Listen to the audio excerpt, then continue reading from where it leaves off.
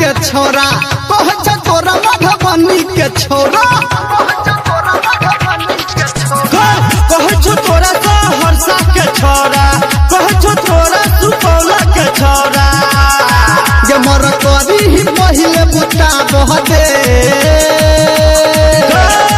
अलग नंबरी डबल 1000 की लहंगा उठाब दे अलग नंबरी डबल 1000 की लहंगा उठाब दे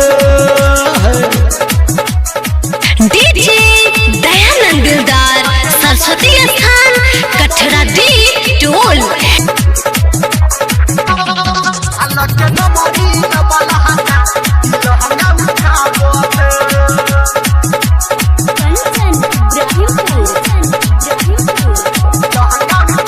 बोली पे खुलता तोहर चोली तोरा जवानी के लग जतो बोली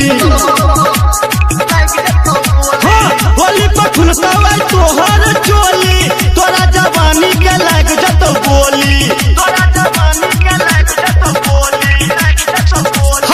कहछ तोरा सहरसा के छोरा कहछ तोरा पूर्णिया के छोरा जे मर करी ही पहिले बुता बहदे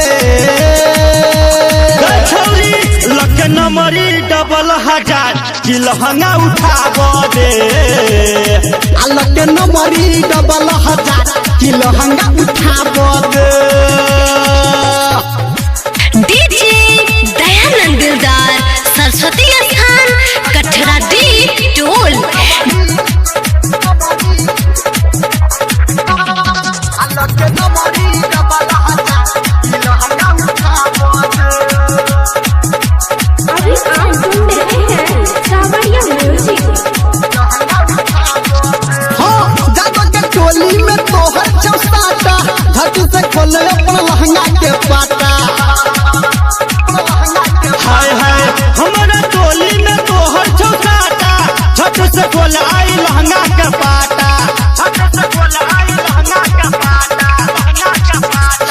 कहछ तोरा समस्तीपुर के छोरा कहछ तोरा सीतामढ़ी के छौरा